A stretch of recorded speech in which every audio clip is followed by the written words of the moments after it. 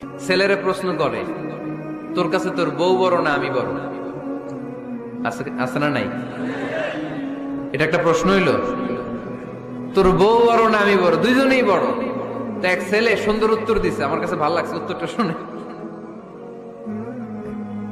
এক মা প্রশ্ন করছে, তোরে এতদিন আমি লালন পালন করে বড় করলাম, জীবন যৌবন তোর জন্য শেষ করলাম, আজকে বউ পাইয়া বউ তোর আপন হয়ে গেল।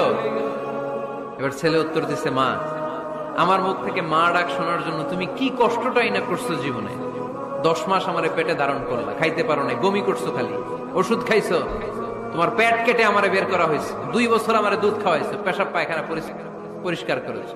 বয়স যখন 3-4 তখন তোমার আমি মা ডাকছি, এই মা ডাকটা শোনার জন্য তুমি এত কষ্ট করছো।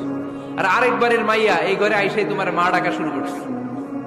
যেই মেয়েটা তোমারে মা ডাকে সে আমার আপন হবে না কেন মা?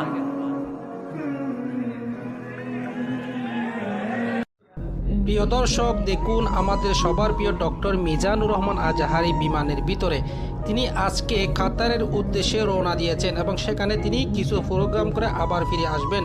মাশাআল্লাহ, দেখুন প্রিয় দর্শক, মাশাআল্লাহ। প্রিয় দর্শক, যারা হুজুরকে ভালোবাসেন তারা অবশ্যই একটা লাইক দিয়ে যান। একনিষ্ঠতার সাথে অন্তর থেকে কেউ যদি জীবনে একবার বলে লা ইলাহা ইল্লাল্লাহ, চুপ থাকেন, দাম বেড়ে যাবে। কথা কম বলেন, বাবা মা আপনাকে গুরুত্ব দেবে। কথা কম বলেন, আপনার ভাই বোন আপনাকে গুরুত্ব দেবে। কথা কম বলেন, আপনার বন্ধু বান্ধব আপনাকে গুরুত্ব দেবে। যত কথা কম বলবেন আপনার কথাটা মূল্যবান হয়ে যাবে।